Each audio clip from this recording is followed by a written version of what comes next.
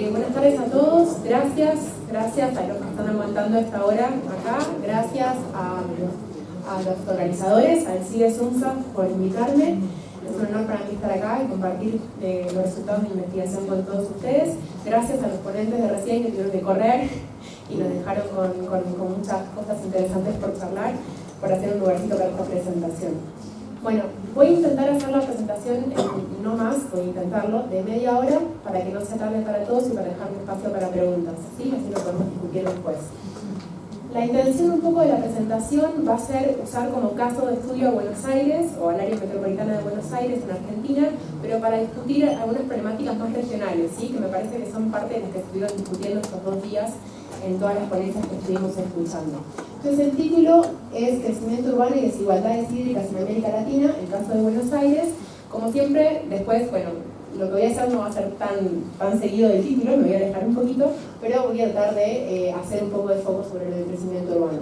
Esa imagen que ven ahí no es un cuadro que haya sacado de la nada, sino los arquitectos, que hay varios aquí lo deben conocer, es un cuadro, un dibujo en realidad de Le Corbusier, de 1929, que recreaba o imaginaba a Buenos Aires vistas del Río de la Plata. Yo no soy arquitecta, soy socióloga, ni me interesa particularmente Le Corbusier, lo puse solamente porque me interesa este paisaje de la ciudad de Buenos Aires o de la expansión de la ciudad de Buenos Aires vista desde el río, para pensar un poco esa integración entre río y ciudad, que es lo que voy a estar queriendo contarles en esta exposición. Bien, ¿cuál va a ser el esquema de la presentación? Un poco hablar de una problemática o un proceso general, regional o mundial, digamos, que tiene que ver con la expansión de las urbanizaciones, o sea, el crecimiento de la población urbana en todo el mundo y especialmente en América Latina, la disponibilidad del agua en América Latina y su relación con estas tendencias de urbanización, y cómo esta relación entre las tendencias de urbanización y la disponibilidad del agua generan tensiones sobre el recurso hídrico, eso a nivel regional. Luego centrarme un poco en qué tenemos para decir las ciencias sociales sobre esto, que ya lo estuvimos discutiendo estos 2 días, pero bueno, está bueno a veces dejar como resumen de las cosas o de los aportes, de las líneas de reflexión que podemos estar armando. Proponerles o compartir con ustedes más que nada un enfoque o una juxtaposición, una mezcla de enfoques conceptuales o de perspectivas analíticas para pensar esta relación sociedad-naturaleza, pensando en las políticas del agua o en el recurso hídrico. Y después ya bajamos al caso de estudio, ¿sí? Y ahí me interesaba recrear un poco cómo funciona esta circulación, esta producción y circulación del agua en el área metropolitana de Buenos Aires, lo que voy a llamar el ciclo hidrosocial, tomado de la ecología política, y una vez situado, digamos, cómo se hace el proceso de circulación del agua, pensar a partir del caso de Buenos Aires cuáles son los principales desafíos asociados al agua en la ciudad, que creo que, como dije antes, no se limitan únicamente al caso de Buenos Aires. A mí me interesaba focalizar, ya lo vamos a hacer, en los modelos de prestación, los tipos de modelos de prestación y la accesibilidad de los servicios de agua potable y saneamiento, pero me quedé pensando un poco en lo que fue la exposición ayer de Franco Po al final, de esto de salirnos de lo descriptivo, ¿no? Creo que ya todos sabemos los problemas que suponen nuestras ciudades con la accesibilidad al agua y los modelos de prestación. Entonces, quizá dar una vuelta de tuerca y pensar también cómo eso se relaciona, o esa accesibilidad o las desigualdades hídricas en relación a la accesibilidad están articuladas también con otros desafíos que supone la gestión del agua urbana, como es la degradación de cuencas metropolitanas, el deterioro de los acuíferos, los conflictos por el agua en ámbitos urbanos y cómo se ponen en disputa distintas visiones o saberes contra expertos sobre el manejo del agua. Bueno, tanta presentación. Bueno, arranco.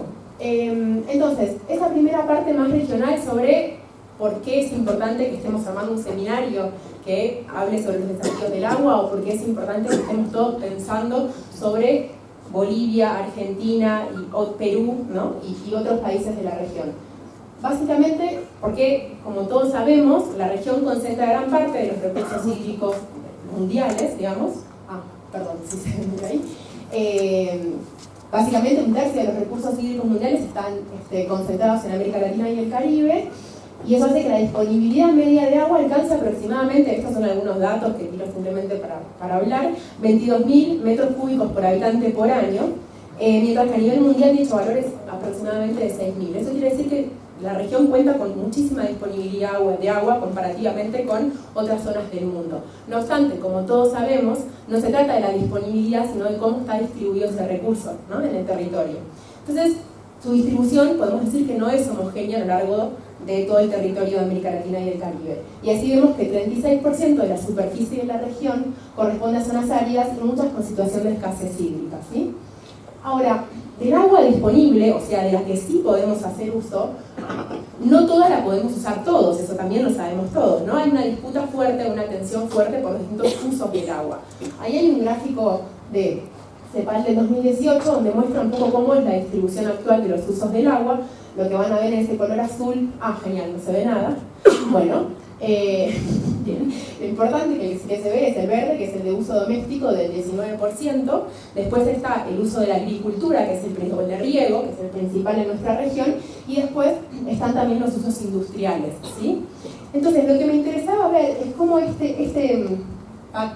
esta porción, digamos, de torta que se lleva el uso doméstico, comienza a tomar cada vez más importancia en el contexto que estamos hablando de urbanización de la región de América Latina, ¿sí? Cuanto a más población se dirige hacia los centros urbanos, más presión hay sobre la necesidad del agua para uso doméstico. Ahora, ese uso está también condicionado por otros usos, como el agrícola, etc. Entonces, si vemos un poco por qué hablamos de esto de los procesos de urbanización o la tensión de urbanización de la región de América Latina. Y acá otros datos, perdón si no se ve muy claro, voy a dar algunos números nada más. Si pensamos actualmente, tenemos el mapa de cómo son los números de población en el mundo y cómo son en América Latina y el Caribe, lo que podemos ver es que para el 2014 ya más de la mitad de la población mundial ya era urbana, ¿sí? O sea, ya todos esos procesos migratorios que estudiamos todos de principio del siglo pasado, o de otros momentos también, que iban trasladando población hacia los centros urbanos, hace que hoy ya, bueno, en 2014 ya la mitad de la población se ubique en esas localidades, en esos centros urbanos. Concretamente en el caso de la región de América Latina y el Caribe, la población urbana representa el 80%, ¿sí?, de la población total. Y se espera que ese valor crezca a 86% para el 2050. Es decir, esa es la tendencia que vemos hacia la urbanización o hacia el crecimiento de la población urbana en la región.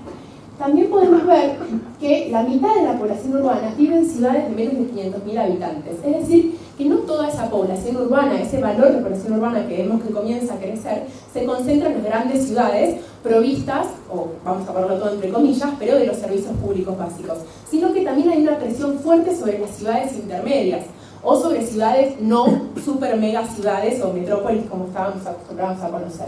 Y eso supone otros desafíos que ya vamos a ir desarrollando en la exposición.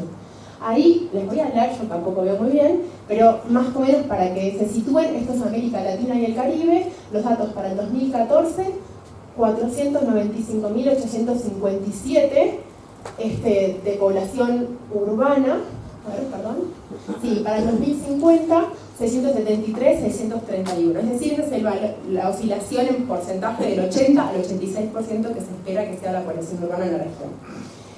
Esto, como decíamos, este proceso de urbanización supone importantes desafíos para los servicios de agua y cloaca, en realidad para la gestión del agua en general, pero concretamente para los servicios de agua y cloaca y para el cuidado de las fuentes de agua. Y ahora vamos a ver por qué. Antes de ver por qué, vamos a centrarnos en...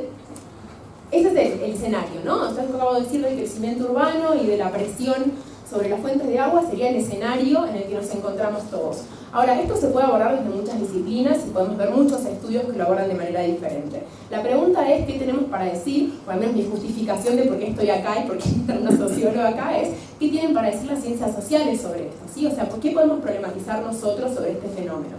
Y ahí hay varias preguntas que se me ocurrían, hay muchas cosas que podemos decir, creo, me voy a centrar en algunas, ¿sí? Entonces, las traté de ordenar o agrupar en tres bloques. Una que tiene que ver con qué formas asume este proceso de producción y circulación del agua en la ciudad, en la casa, en la espalda, y en qué medida esta configuración de este proceso de circulación del agua expresa una legitimación de ciertos saberes y visiones sobre el agua. Es decir, la circulación del agua tiene un componente técnico, efectivamente, pero también tiene un componente social vinculado a las cosmovisiones, a los distintos momentos y las distintas formas en las que vemos y pensamos esa relación entre nosotros y el servicio o el recurso agua, ¿sí? Y ahora lo vamos a ver mejor. Otro bloque de preguntas que no tiene que ver ya con la circulación y con las visiones del agua, sino que tiene que ver con de qué modo es esa configuración del sistema del agua y su relación. Esto lo charló Mercedes ayer y lo vimos en varias presentaciones de hoy por la tarde también. de qué modo la configuración del sistema de agua y su relación con la dinámica urbana a lo largo del tiempo ha consolidado desigualdades hídricas que se solapan con otras desigualdades, ¿no? Esto de que no podemos pensar o aislar a las desigualdades vinculadas a la accesibilidad del agua, sino que las tenemos que pensar en relación a otras desigualdades, ¿sí? Y eso también tiene que ver con el modo en que se configura el sistema de agua metropolitano o el sistema de agua en las ciudades. Y en tercer lugar, me interesaba también pensar cómo las ciencias sociales habilitan a pensar o a analizar los conflictos que se dan en las escalas locales por el agua. ¿Sí? Acá se habló mucho del caso de Cochabamba, pero estoy segura que en la escala local hay un montón de conflictos pequeños que, aunque no suman tanta visibilidad, expresan tensiones o disputas por cómo gestionar esa agua. O sea, pueden expresarse simplemente en la exigencia o el reclamo por el servicio, pero también en formas de gestionar el agua. Y hablábamos también, ¿no?, en la mesa anterior sobre la gestión comunal, la gestión estatal, la gestión municipal. Entonces, pensar también qué tienen para aportar los conflictos por el agua que se dirimen en la escala local y cómo nos permiten pensar en modelos alternativos o en formas alternativas de manejar el agua. Entonces, para poder responder a esas preguntas, esta exposición va a estar centrada en algunas perspectivas teóricas, ¿sí?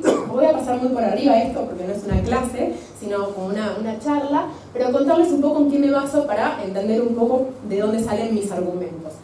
Voy a trabajar con la idea de la ecología política, principalmente la ecología política urbana y la centrada en el agua, que tiene algunos conceptos importantes para pensar esto de la circulación del agua en la ciudad.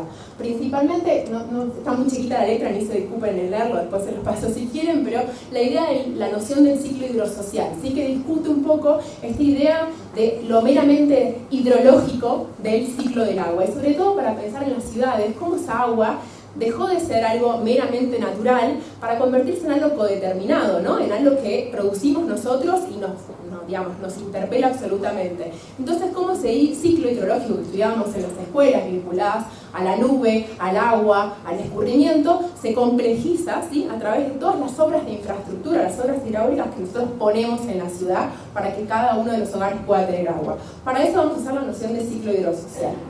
Y también de esta escuela, tomo la idea de que el principal argumento, digamos, de la ecología política es que el problema de la distribución, el problema del agua o de la accesibilidad del agua no está vinculado meramente a aspectos técnicos, sino a aspectos políticos de distribución, ¿no? De cómo se piensa. Eso no quiere decir que no haya un componente fuerte técnico, sino que es necesario pensar hacia dónde se prioriza la expansión del servicio, ¿sí? ¿Qué son las zonas privilegiadas? Bueno, además esto es como el gran paraguas, ¿no?, analítico, la ecología política, pero también es importante apelar a otras herramientas conceptuales propias de la sociología urbana o de las políticas públicas o de los conflictos socioambientales. Ahí paso más rápido. La sociología urbana, para pensar un poco cómo esta distribución del agua en la ciudad no la podemos cortar en el tiempo y pensarla en el 2020. No, la fotografía que tenemos hoy de la accesibilidad al agua en Cochabamba, en La Paz, en Buenos Aires, tiene que ver con una historia de políticas urbanas, de desarrollo de redes, de infraestructura, de crecimiento poblacional, de formas de ocupación del territorio, que determinan y definen cómo se distribuye el agua en la ciudad. Entonces, es necesario también entender cuáles son las huellas. Ahí tomé un concepto de Sabatini, un chileno, que trabaja con esta idea de las resonancias geográficas, cómo las políticas urbanas van dejando huellas en el territorio. Y esas huellas también suponen desafíos para las políticas, en este caso vinculadas al agua, así que se definan hoy. O sea, nada de lo que definamos hoy va a poder escindirse de toda la historia que viene gestándose en relación a las políticas de agua. Bueno, voy a pasarlo por alto. Después de esto de políticas públicas y conflictos y controversias, ya lo vamos a ver más adelante para que lo trabajamos. Bueno, este es un intento de una socióloga haciendo un diseño, o sea, con todas las salvedades que pueda haber, pido disculpas por esto, pero básicamente lo que intentaba hacer acá, estaba peor antes de la mano alzada, es recrear un poco cómo se hace el ciclo hidrosocial en Buenos Aires, el ciclo este que les decía, ¿no?, que ya no es hidrológico solo, no podemos pensar en la nubecita, en el río y en la tierra, sino que en la ciudad todo se complejiza. Bueno, ¿cómo lo podemos pensar en el caso de Buenos Aires? Y esto es importante para entender un poco después cómo se dan estas desigualdades hídricas. Entonces acá lo que me interesaba, arriba de todo está la ciudad, ¿no?, y los usos del agua, ¿no? Ahí ven un tractor que supone ser el riego, lo doméstico, industrial, urbano, esto que veíamos en la torta antes de cómo se distribuían los distintos usos, ¿sí? Ese urbano es el que comenzaría a crecer cada vez más en función de estas tendencias de urbanización que estábamos hablando. Estas son las redes de abastecimiento. En Buenos Aires la principal fuente de abastecimiento que tenemos es la fuente superficial del Río de la Plata, ¿sí? El Río de la Plata es donde se extrae el agua. También en las zonas más alejadas del río se usa agua subterránea, que lo contó ayer Mercedes, del acuífero Puelche, ¿sí? O sea, un acuífero de aguas subterráneas, básicamente. Pero bueno, ahí las perforaciones tienen que ser profundas, la calidad no es buena, hay como conexión con otro acuífero que está más arriba, con contaminantes industriales, etc.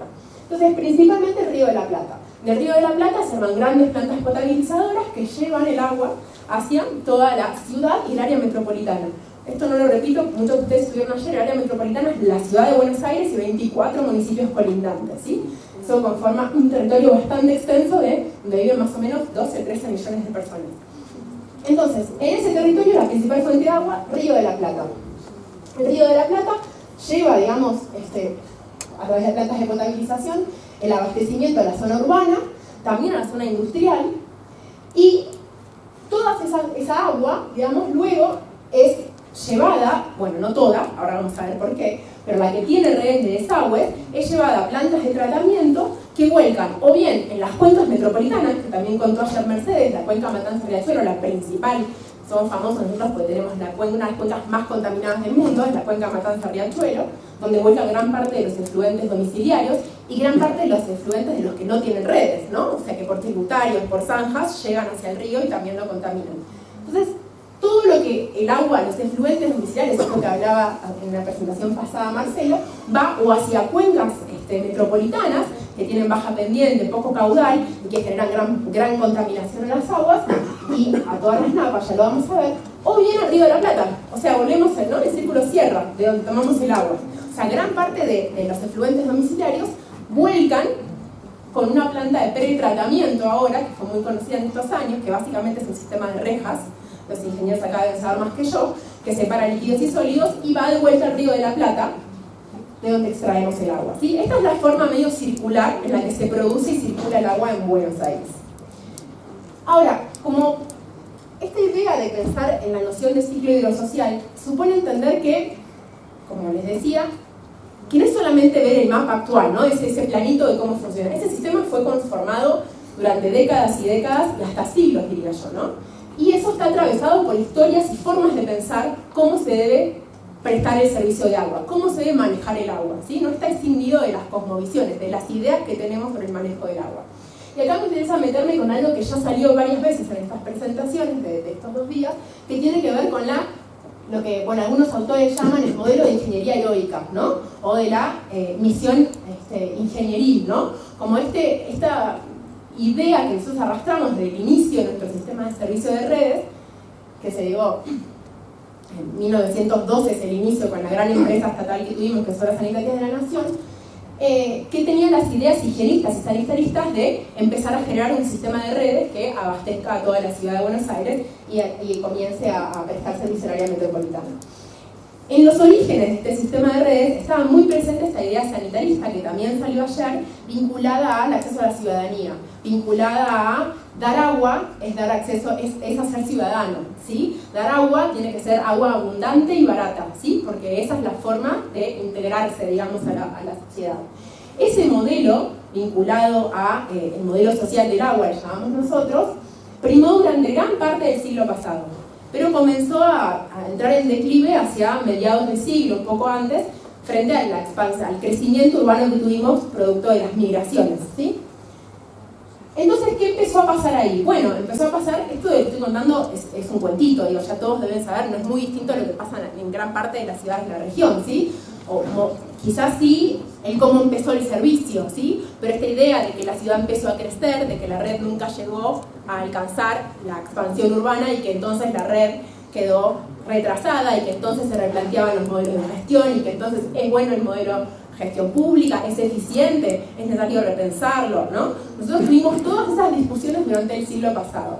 Pasamos de un modelo nacional de obras sanitarias de la nación a un modelo descentralizado en los 80, donde cada provincia, o sea, ya no había más una empresa federal, sino cada provincia se encargaba de los servicios de agua y cloaca, y luego en los 90 se privatizaron los servicios, que fue el gran conocido ejemplo de Aguas Argentinas de la Nación, que tuvimos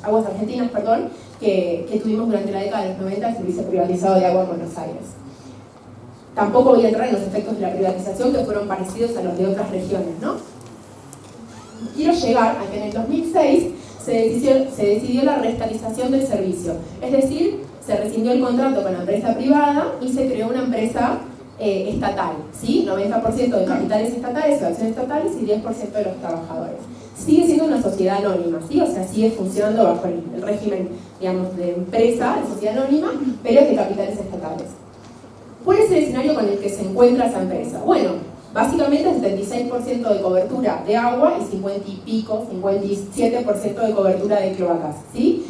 Si dividimos esa cobertura y la pensamos en la ciudad y en el área y en el resto del Gran Buenos Aires, lo que serían estos partidos que colindan la ciudad de Buenos Aires, vemos grandes diferencias. La ciudad básicamente tiene porcentajes de cobertura de cerca del 100%, ¿sí? 98 y 97%, y si nos alejamos hacia los partidos más afuera de la ciudad, ya encontramos grandes diferencias que hacen que el promedio baje a 76 y 57%, ¿sí? Entonces, más allá de los modelos de prestación públicos y privados, que en el caso de Buenos Aires fue principalmente público, salvo la década de los 90, lo que podemos decir a grandes rasgos es que siempre primó una idea, esta lógica que rastreamos en los orígenes del servicio de red, vinculados a ideas higienistas o sanitaristas, de dar agua abundante, nunca estuvo en discusión, ¿sí? Siempre la idea de expandir fue, hay que dar más agua. Tenemos el Río de la Plata, o sea, tenemos un gran caudal de agua permanente, con lo cual no tenemos que discutir la disponibilidad de agua, ¿sí? Lo que tenemos que discutir es cómo generar grandes obras, cada vez más grandes, para dar más agua a la población que se incorpora. Un dato interesante de cuando se crea la empresa AISA, que se reestatiza en el 2006, es que el área de concesión ya empieza a ampliarse para abastecer a la totalidad de los municipios que forman parte de Gran Buenos Aires. Y acá voy a hacer un paréntesis vinculado a lo que decía Mercedes ayer. Mercedes hablaba de que no existe una autoridad metropolitana, nosotros no tenemos una unidad metropolitana, digamos, de gestión o que funcione institucionalmente, ¿no?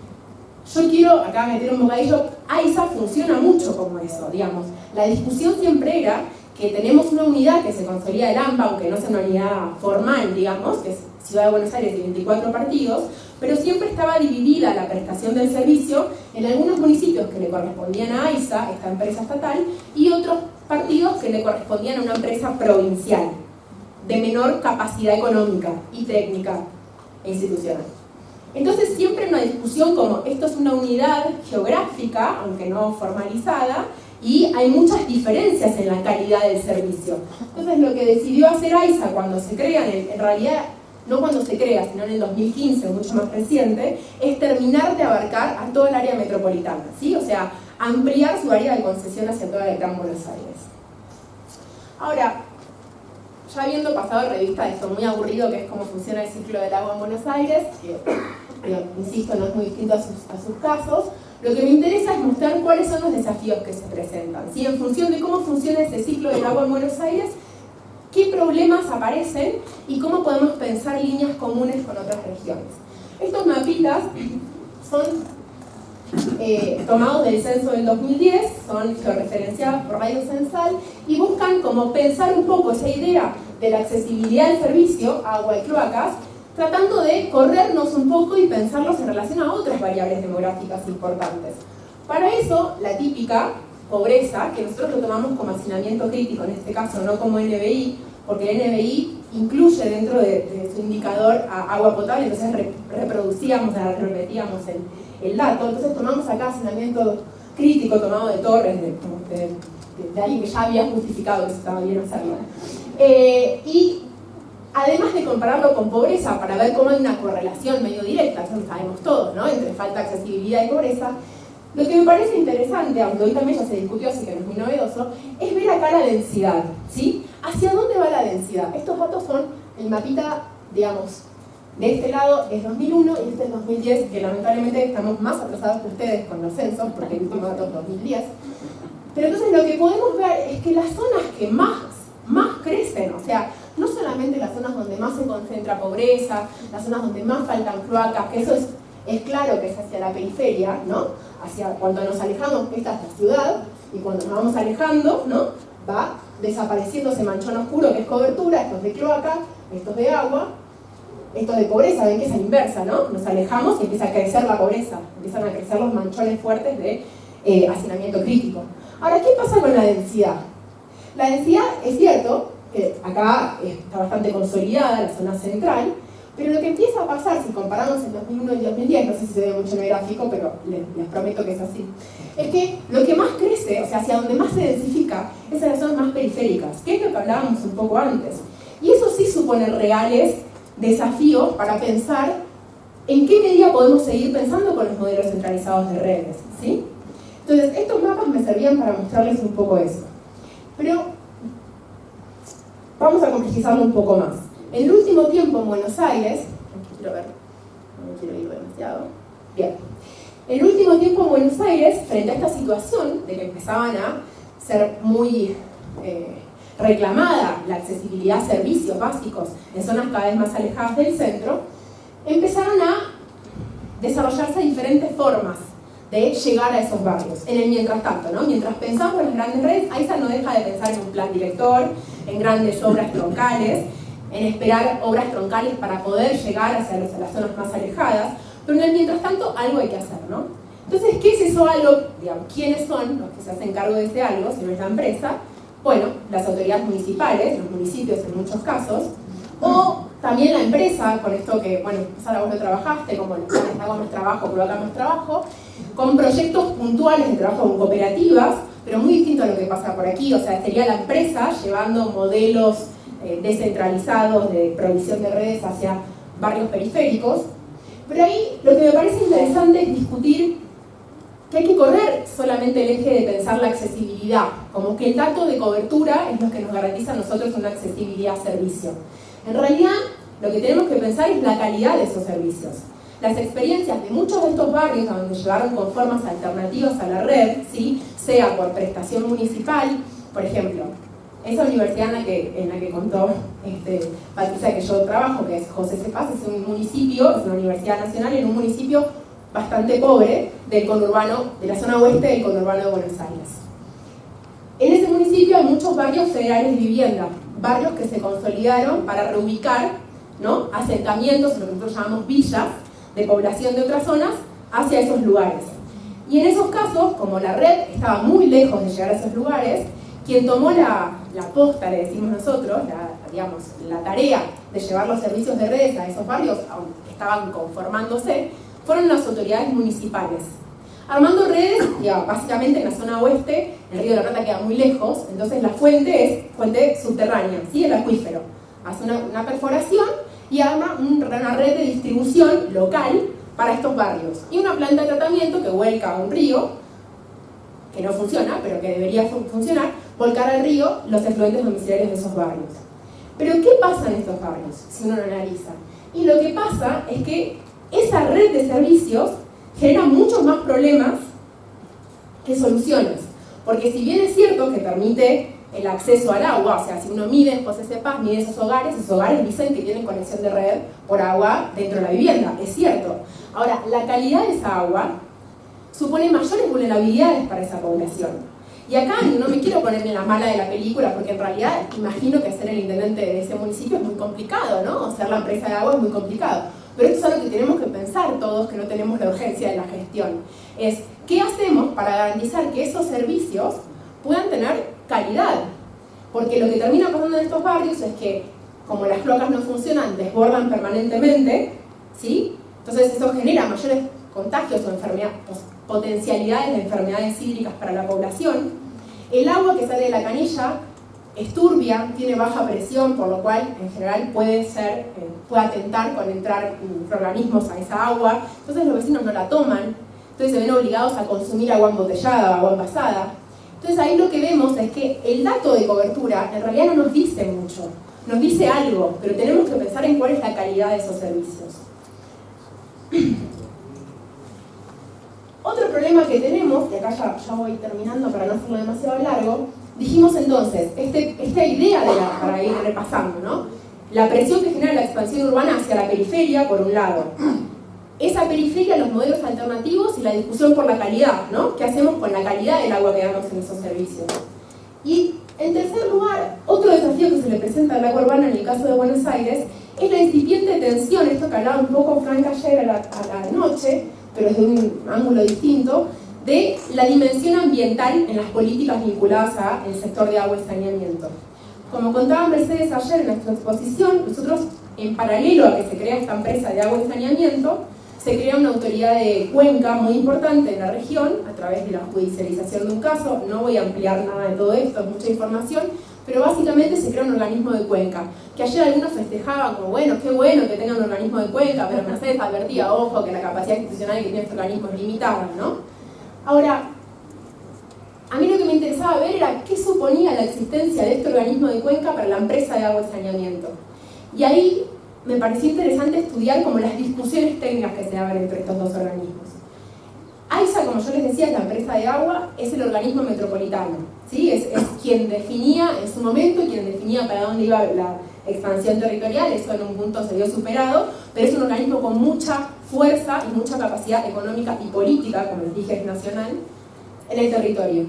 Y ACUMAR, esta autoridad de cuenca que se crea para proteger y sanear toda la cuenca Matanza-Riachuelo, que es la cuenca más contaminada que tenemos, donde viven más de 8 millones de personas en condiciones realmente vulnerables, próximas a las riberas de los ríos, contaminadas no solamente con efluentes domiciliarios, sino con plomo, con un montón de problemas. Este organismo se crea para armar un plan director de saneamiento de esa cuenca. Y entre uno de los objetivos que tuvo, o que se propuso, fue, bueno, ¿cómo podemos hacer para sanear este río? Una de las cosas que contamina este río, además de la contaminación industrial, además de la falta de una gestión integral de residuos, etc., es la falta de cobertura de cloacas. Porque como no hay cloacas, la gente tira las zanjas o tira los pozos y eso llega de alguna manera hacia el cauce del río. Entonces necesitamos dar cloacas. Entonces, ACUMAR no iba a dar cloacas. Básicamente lo que tiene que hacer ACUMAR es pedirle a AISA que dé cloacas en ese territorio y que lo ponga como prioritario, como una prioridad dentro de su plan director.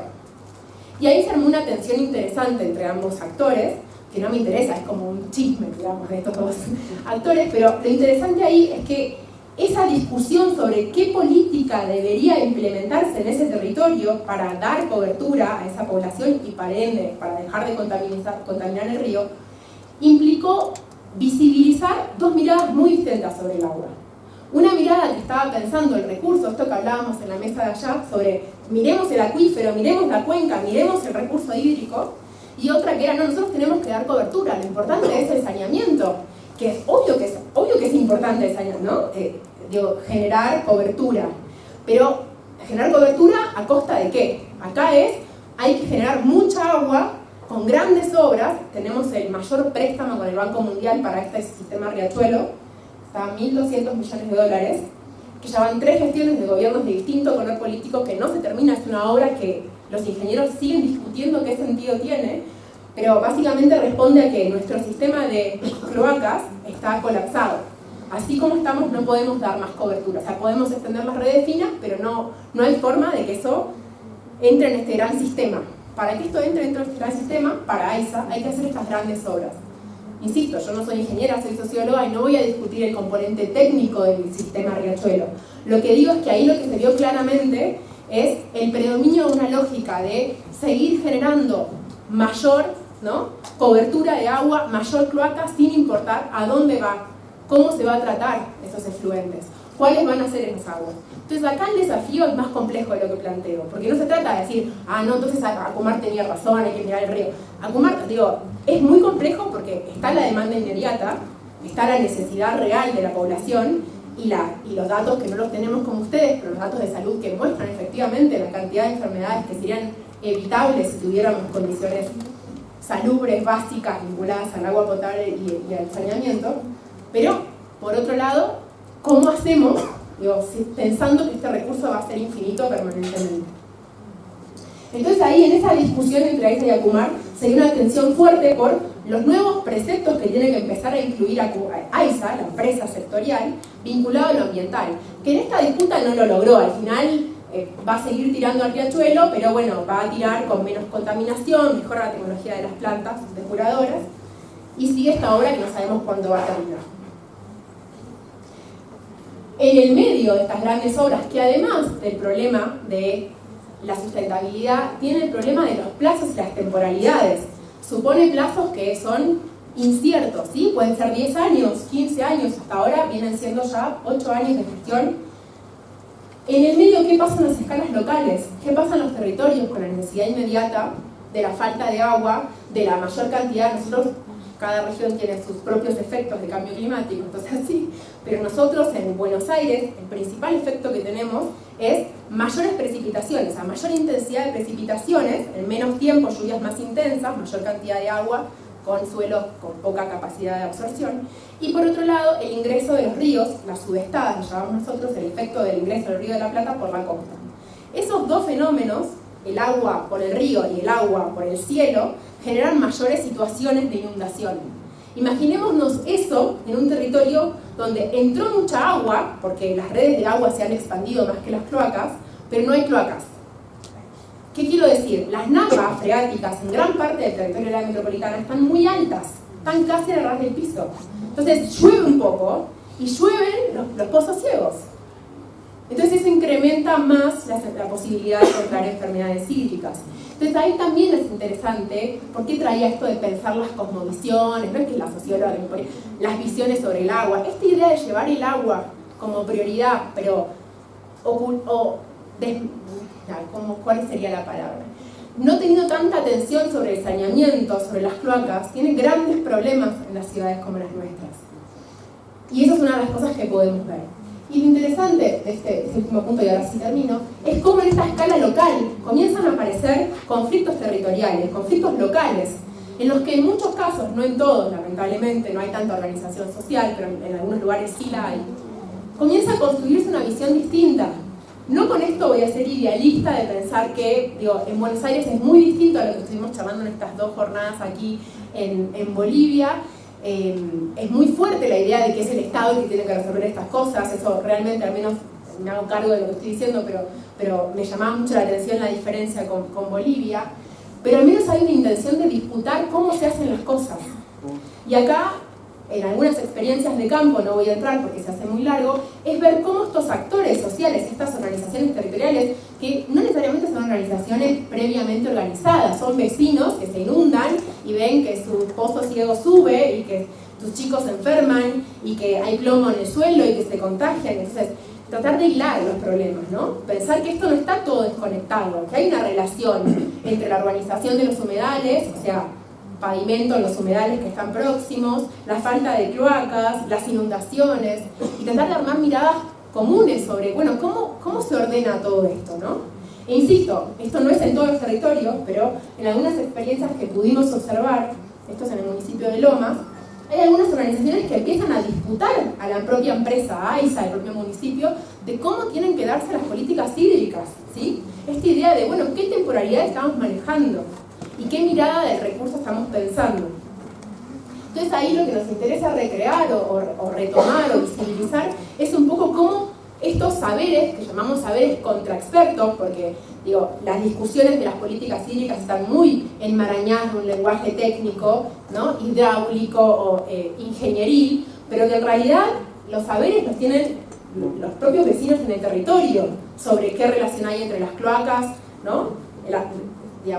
Los humedales rellenos, etc. Entonces, cómo estos procesos de organización colectiva permiten al menos problematizar o discutir un poco cómo tendría que ser este modelo de prestación del agua en este escenario actual, ¿no? Con estas características.